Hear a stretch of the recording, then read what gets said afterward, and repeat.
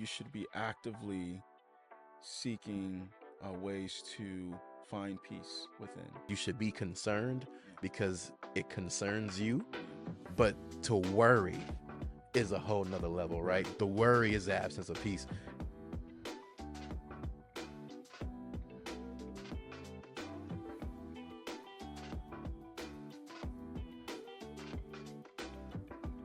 What's going on, family? My name is Nate Whitmire, and again, thank you so much for joining us for another episode of GOP with GOD, aka Growth on Purpose. We are so happy to have you again for another episode. Also, don't forget to like, comment, share, and subscribe to our YouTube channel, and don't forget to follow us on Instagram and also on Facebook. Today, y'all, we have a great and awesome guest today. This man is a Houston native, born here right in Texas. He has been through a lot of things in his life in order to become the man of God that he is today. I'm so privileged and happy that he's on the show today. We've been trying to make this happen for a minute, though. Yeah. But the stars have aligned, and we have definitely been able to link up. So introducing Nana, and I'm gonna murder your last name. Give it a try, and then we'll make it right. Just give. It's tricky. So where I'm from Ghana. Okay. The Y is silent and the G is pronounced like a J.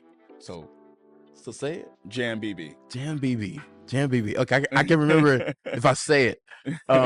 Good to have you on the show, man. How you feeling? I'm good, man. I'm good. I'm really happy to be here. We have been trying to do this for a while, so I'm happy we're able to finally get together and do it. That's what's up, man. Again, thank you for being on the show, brother. I want to get right into it. Today's title of this episode is called Eye of the Storm. If you know anything about a storm or a hurricane, in the center of the storm, it's very calm. Even though surrounding it, it's a bunch of chaos, a lot of wind, a lot of rain, a lot of thunder and lightning, right? And when it comes to having peace of mind, it's kind of the same way, where we're going into peace, understanding that peace is not with the definition of things being calm around you, but that even though everything around you is chaotic or going crazy, you still have peace. So today's title again is Eye of the Storm, to really make sure that when we are surrounded by chaos, that we can have peace in the middle of it. And this man right here is a good testament of going through a lot and still keeping his sanity when it comes to going through things in life. So I'm so glad again to have him on the show.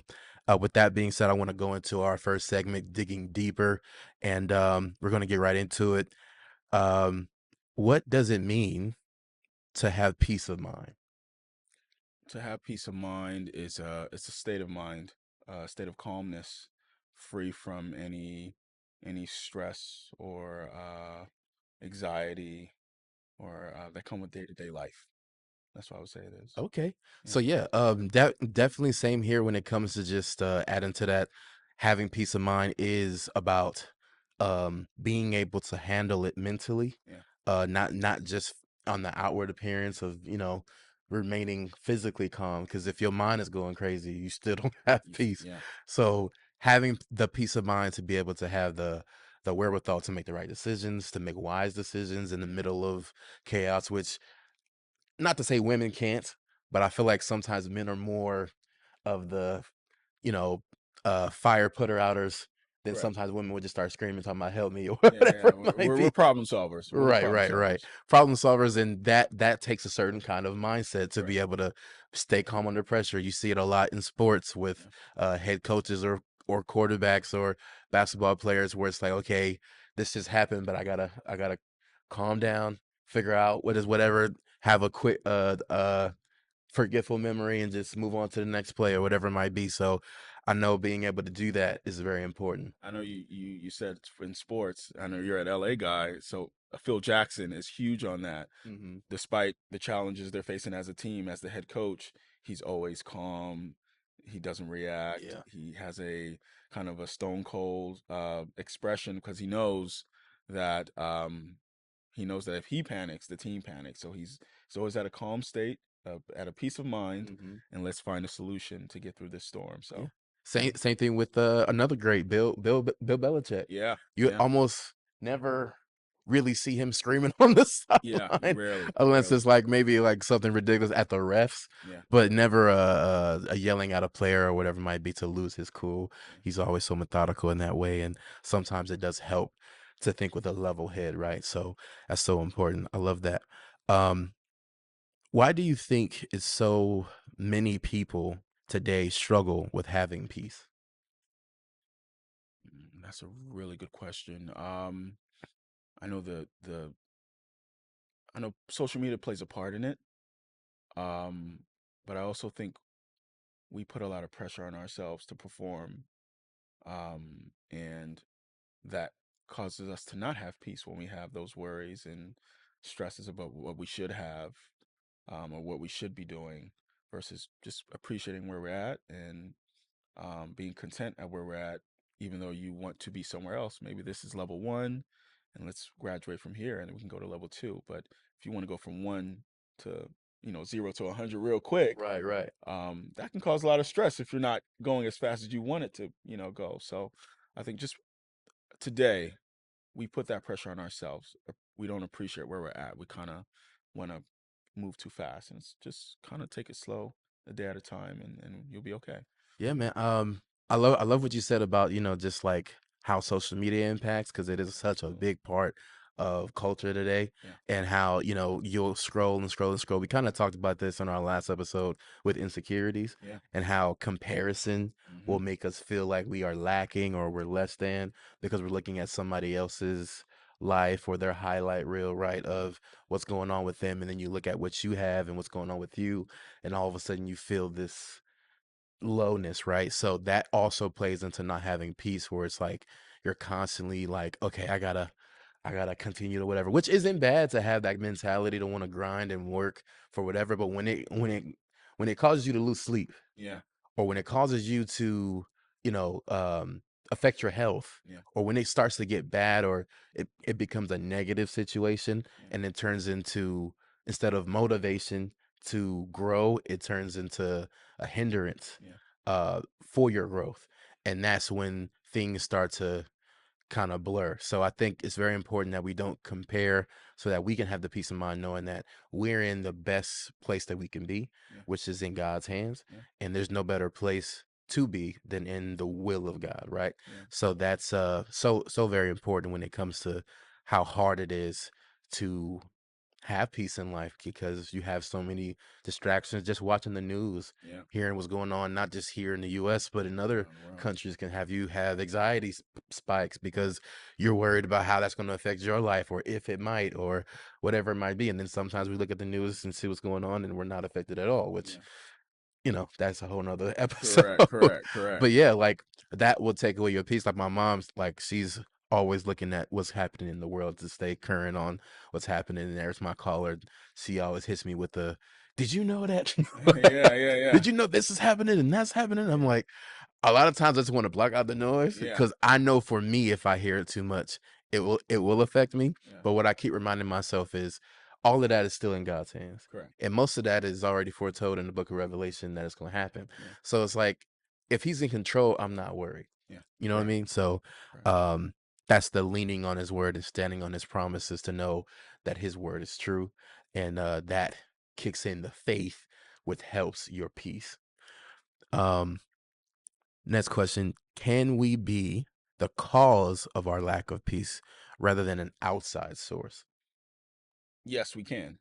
We kind of just touched on it. Hmm. The unnecessary pressure that we put on ourselves or what we consume. It could be news or just bad things from a variety of places that we can consume that can cause us to have a lack of a peace of mind. So absolutely, we could be the reason why we don't have a peace of mind. Yeah, I know someone who used to wake up like at least a few times a week just in a panic attack Oh no, or have an anxiety attack, man. and they won't know why. It wasn't anything specific that happened to them, or they weren't thinking about something specific. They just woke up with anxiety. Yeah, Like, I'm afraid of whatever worse possibility that could happen today instead of being optimistic. And that's really where God comes in, right? Where yeah, he gives us that peace to know that it doesn't matter what happens today or yesterday, I'm in his will and I'm protected, I'm covered, I'm being led by him, he's in me, he's with me. And knowing that for a fact helps so much when it comes to just being free from those things, because that is how God sets you free from it, is being able to really know that it's true. And it's not easy, obviously. If it feels easy, everybody be doing it, right? So Yeah. we want to make sure that we are uh walking in the trueness of his word and standing on it, because that's the benefit of being a Christian, is knowing that no, his word says this. So even on my natural instinct is to be afraid, and my natural response to this would be this, I know better because of what he told me. He told me that this too shall pass, or he told me that, yea, though I walk through the valley of the shadow, that I shouldn't fear this, or whatever it might be. And that helps you to remind yourself, kind of like when you go to college, right? Hmm. And you leave your mom's house or your dad's house or your parents' house, whatever it might be, and Yeah. you go into the world, and then the things that they warned you about, where it's like, okay, you're gonna want to experiment, you're gonna want to Hmm. do this, you got freedoms now, Yeah. you know, remember what mama told you, you Yeah. know what I'm Yeah. saying? And then when you remember, nah, my mama said, don't do that. Yeah. That if I was gonna try drinking, maybe do this, don't do that, or whatever it Yeah. might be. And you're remembering the words Yeah. that they said. Yeah. So when we're in the situation, we have to also remember the word Yeah. when life happens to us. And I think that's very important. Good answer, man. Yeah. Uh, I want to move on to our next segment called Viewer's Voice. This is an opportunity for us to be able to hear from our viewers with their questions about peace of mind. Okay. Um, First question: does being at peace mean to be completely worry free? It does not. It does not. And Okay. and that's something that I had to learn as I just got older. Mm-hmm. I used to wear my challenges on my face and shoulders, and you'd see it. And y- my sister stopped me one day and was like, "Man, Jay-Z's a billionaire. You don't think he has challenges? You don't think Apparently, more money, more Bill, problems. I yeah, heard. exactly. You don't think Bill Gates have challenges or things that they're dealing with that Mm-hmm. so you can't wear it all the time. Everybody's going through something. Just know that just learn to have the tools to be able to take care of those things. Develop those tools if you don't have them. But uh you can't wear your problems on your shoulders like that. Just be able to have an understanding that you can handle the waters of life when they get challenging or when they're still. Yeah.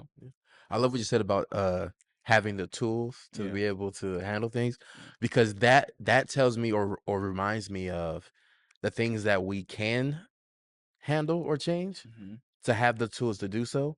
But a lot of times what we worry about are things that are outside of our control, Yeah. that we can't have a tool to fix. Right. It's just, well, we're gonna pray and hope for the best. Yeah. It isn't like a, well, I can do this and do that to alleviate this concern or this worry. But when it's really out of your hands, that's when it's like, okay, yeah, uh, that's the difference between, okay, yes, you should be concerned Yeah. because it concerns you, Yeah. but to worry is a whole nother level, Right. right? The worry is the absence of peace. Right. Everybody walks through. If anybody's responsible for anything, they're concerned about it. Correct. Because if you're not concerned about it, it's not on your mind. Yeah. And if it's not on your mind, you're not being responsible. Correct. So we have to be concerned about things like kids and your job and whatever it might be, Yeah. because that concerning helps you to manage it well. Yeah. But to worry about it Yeah. is the issue. So we have Right. to realize the difference between worrying and concerning, so that when we move forward with it, we're like, okay, I think this is turning into a worry. Yeah. Let me just be concerned and let God do the rest. Correct. But that is so hard to do, Yeah. because that goes into trust, which also leads to having faith in him to do it. So it's kind of like, my wife, she's gotten like 4 jobs in the last 5 years, Yeah. and she'll go to the interview, which is something that concerns her, Yeah. and then she'll be concerned for it because she wants it. But then whether she gets selected or not is the part where she worries. Yeah. And it's like, they're either going to say yes or no. Yeah. For you to sit here for the next 3 days, because they said give us to the end of the week, to let you know, Yeah. stressing Yeah. doesn't help you, doesn't make it better, doesn't help me, Yeah. doesn't help nobody. Why not just chill and then get the results, compared to pull your hair out and then get the results? If you had to really choose the logical way, you would choose to not have whatever. But then, as you know, we can't just turn it off sometimes when we're concerned about something, especially if it's something very meaningful to us. It's hard not to worry and just to cast our cares on him because we feel like we're responsible. Correct. So, with that being said, again, we are responsible. It does concern us, but we have to really know the difference between that worry and that concern, right? My therapist said the same thing. I've been in therapy for the last year and a half, Okay, and congratulations, bro. thank you. And I just graduated to as needed. So I was doing weekly sessions, then graduated to biweekly. So Okay. now it's as needed. But she said the same thing. I was applying for a job a year and a half ago, Hmm. and again, worry, right? Am I going to get the job? You know, it's a great opportunity. I really want this job. And she's like, they're either gonna say yes or no. Like, you Right. should not worry about it. Are you concerned? Yes, you're an adult, but Hmm. you should not worry about the results. You have put your best foot forward. You've done everything you could do in your part. Just leave it up to the decision makers to do that, and we'll go from there. Yeah, man. Understand that. Trust that God is gonna make the decision from there. And do what's best for you. Yeah, man. I mean, it really is an advantage, Yeah, if we can take advantage of it, yeah. to be able to just rest in Him and know that He's got us, right? So that's so important to be able to know. Um, let's see. Next question: is it okay to appear peaceful on the outside, but not on the inside? Someone asked. Yes, it's okay, but I do believe you should be actively seeking ways to find peace within, um, because I think that challenge inside or that hurdle that you're facing Mhm. could grow. That seed could grow. Um, so you want to be able to find peace. It's okay to put on a smile if you're going somewhere. Right. You don't want to wear your problems on your face like I was when I was a teenager or in my early 20s, but you want to be able to at least um, find the peace inside. It's okay to find the peace inside and talk to someone. I found a therapist.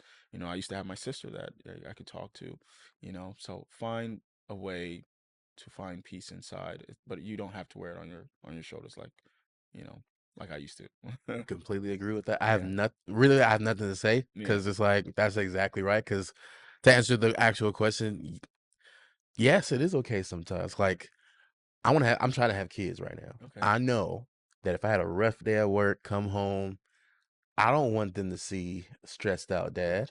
Correct. I want them to see happy to see you, dad, because Yeah. they're happy to see me, right? Or even with my wife, like if I'm not going to take out my frustration on her if I'm frustrated about this, that, or the third in my life. Like there are some times where we do have to put on a face for our loved ones or whatever it might be. But you're exactly right as far as eventually do address that need. Yeah. You came home, you smiled, whatever it might be. But while you're having pillow talk with that wife, tell her what's going on. Yeah. Don't just keep it inside or push it down, Yeah. because later it's gonna come up, It's always gonna come out and it's gonna come up random and out of nowhere. in the And unhealthiest manner. right, and it's Yeah. like, Yeah. this seemed like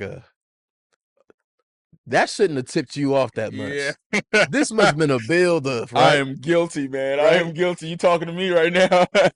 Or like that must have been a couple weeks of anger. I don't Absolutely. think me just stubbing your toe right now Yeah. made you go that off. Yeah. But it was Yeah. that built up frustration because we Absolutely. don't talk about it. And I'm glad that you mentioned therapy because having somebody to talk to is so important. Yeah. And being real and transparent is scary.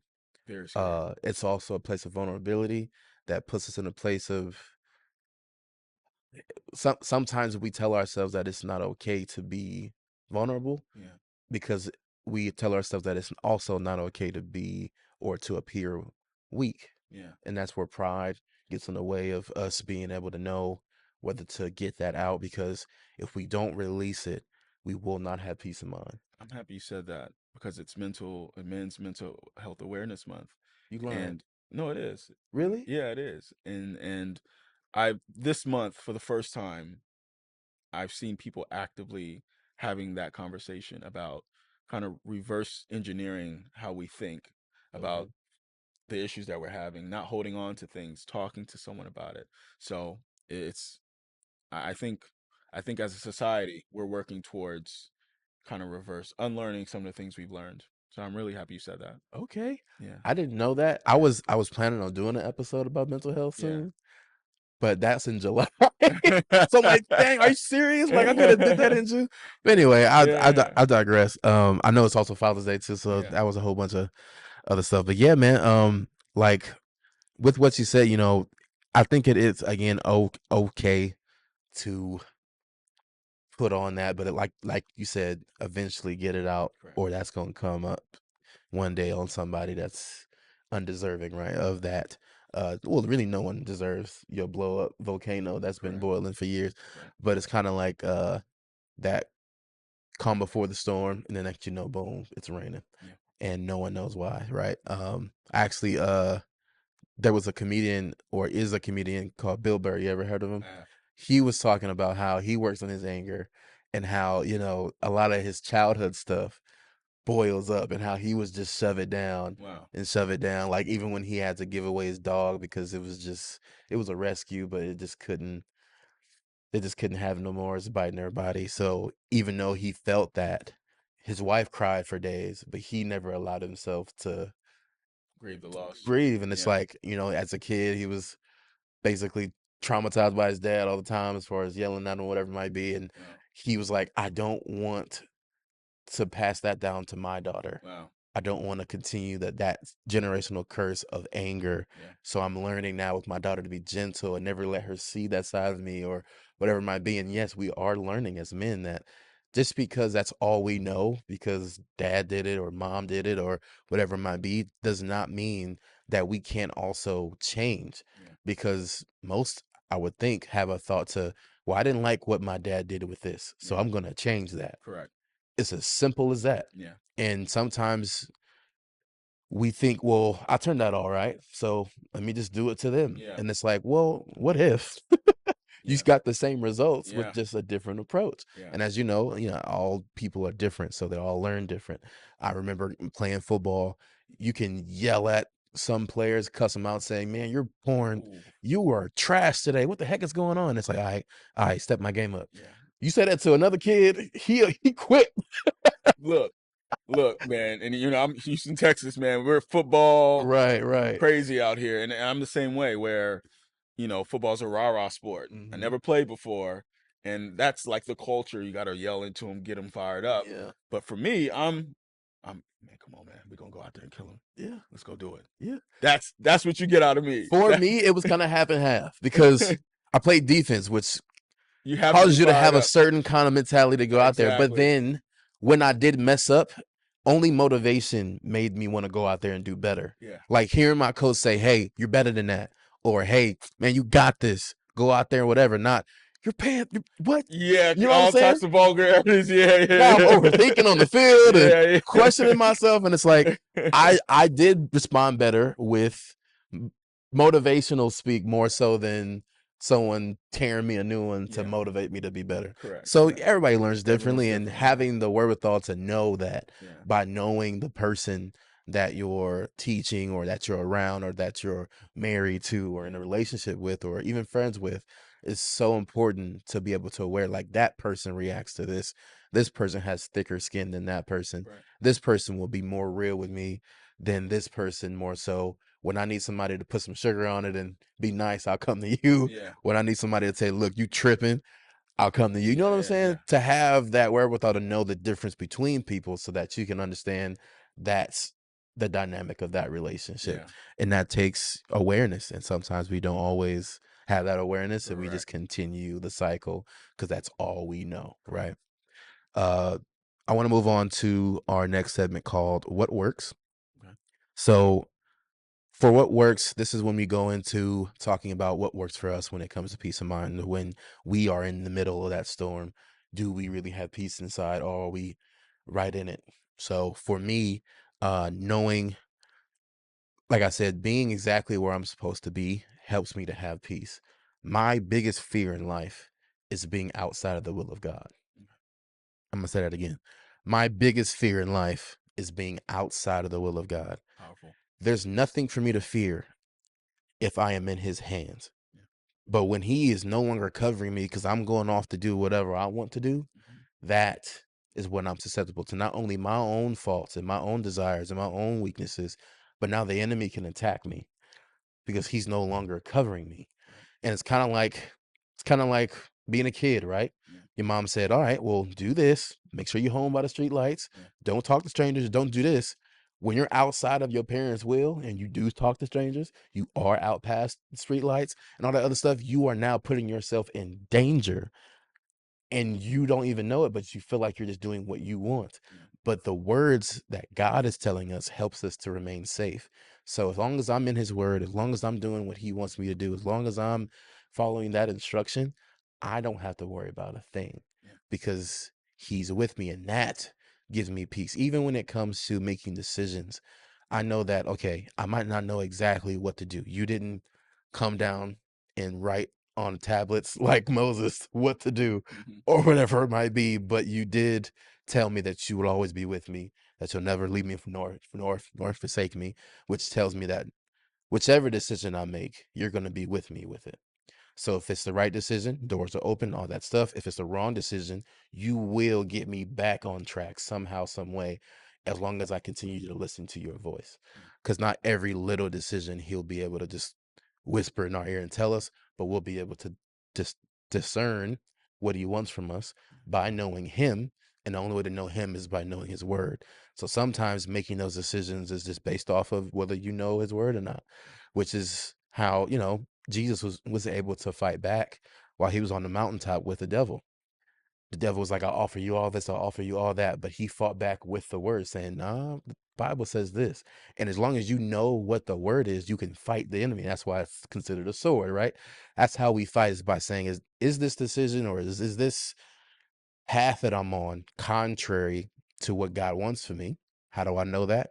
By reading his word and knowing his nature, knowing his character, which is love, and figuring that out. And that helps us to discern what God wants for us, and also spending time in prayer. I know that when I was playing ball and after college, I was thinking, okay, what am I supposed to do now? Yeah. And I'm thinking, okay, there's the military. I can go to National Guard, Navy, something like that.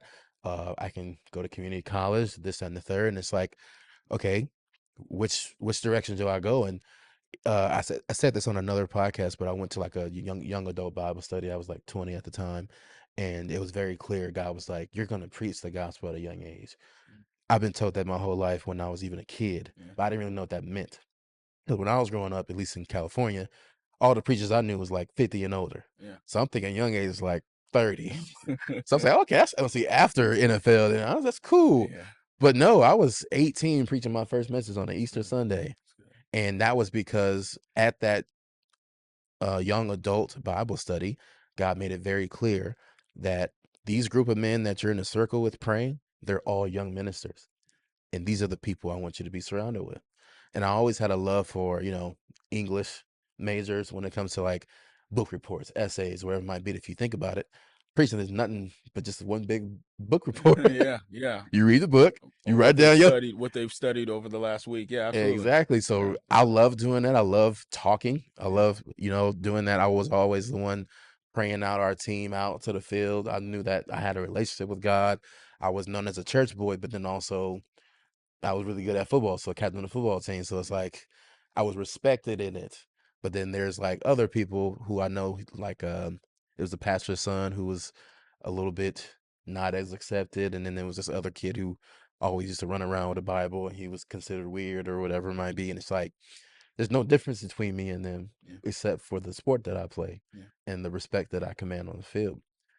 I guess it was kind of like a blessing for me to be able to see how to walk in your faith and have that respect, but then also see what the other side looks like, right? 'Cause that can be an isolated place. And the scripture that really helped me in that is Psalms 91. Yeah. Um, he that dwelleth in the secret place of the Most High shall abide under the shadows of the Almighty. I will say unto the Lord, He is my refuge, my fortress, my God, in Him will I trust. And if you think about the words of that, a refuge, a fortress, Those are two things that are meant to protect. It's not a house. It's not a throne room or a kingdom. It's a refuge. That means you went there to be safe from something. A fortress is meant to withstand an onslaught or a siege. That means that I am protected and I'm covered under the secret place of the Most High, which means I am kept by Him. I'm His treasure, right? If you think about where you would put something in a secret place, that's where you have the safe in the house and you got the lock and key and no one knows where it is, or it's in a hidden compartment. That's how He sees me. Yeah. That's how He protects me. So I'm a safe in a fortress, in a protected place, and that's how He values me. That scripture kept me having peace of mind, knowing that's how He sees me. That's how I am seen. And also a scripture that the peace that surpasses all understanding, right, helps you to understand that it doesn't matter whether you get it or not. Just still trust. Yeah. You don't have to understand. You don't have to make mathematical sense of a supernatural God thinking naturally. It doesn't work. You're trying to think about how it makes sense naturally to you, but as we know, His thoughts are not our thoughts and His ways are not our ways. So I'm trying to comprehend the God instead of just trusting Him. It's kind of like, I'm pretty sure when we become parents, sometimes we just gonna want our kids to just listen. Yeah. I don't have the mental capacity to explain to you why I need you to not touch that stove or Yeah. get in this car right now or not play in the street. Yeah. But just listen to me and trust that I know what's best. Correct. But sometimes when you're at that age, we do have to have the time to be able to explain why. Correct. But God isn't a God right now who speaks verbally to us. He speaks through His word. Right. And if you read His word, then we'll begin to understand, oh, okay, I get it. So when we're in the middle of a storm, we don't really understand why we were in it until it's over, right? So that's what we look at. That's what we pay attention to. So that's what works for me. What works for you personally when it comes to peace of mind? For me, there's one verse that comes to mind, and it gives me the confidence to, again, weather any storm, right? I'm 33 now, and I've experienced a variety of things, whether that's, having to figure out a lot of things on my own at a young age, to work related issues, to mental health issues, to health issues, right? And the verse that gives me the confidence to understand I can handle anything is Philippians 4:13. Through Christ, uh, I can handle all things through Christ that strengthens me. Amen. So, yeah, that verse. I don't have any tattoos, but the day I get one, that's gonna be the verse that's on me. I feel you. It's such a powerful verse. It's very short, but it's such a powerful verse that just gives me the confidence and gives me a peace of mind to be able to handle challenges that come my way. So that's Okay, it. that's a beautiful scripture, brother. I Yeah. really appreciate that. That's Yeah. awesome. That was amazing. Thank you so much Yeah. for being on Thank the you. show, bro. Thank you, man. Thank you. You definitely dropped some nuggets and some word today. So I appreciate you sharing with me as well as the viewers today. You have any social media handles you want to shout out or anything like Yeah, that? I have an Instagram. I should make you spell it out since you since you struggle with my Don't last do name. it to me. Nana Jambibi Jr. NanaGyambibi Jr. Jr.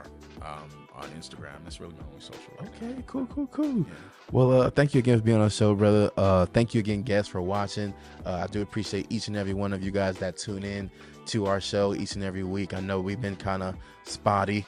We're going to be making some changes possibly in the future. So we might have a different venue. We might have a whole different flow. But just tune in and see what's going on with Growth on Purpose, aka GOP with GOD. And also don't forget to like, comment, share, and subscribe to our YouTube channel. And don't forget to hit that notification bell so that you can be notified on all future content. And as we always say, as you grow with God on purpose. We out, y'all. All right. Salute.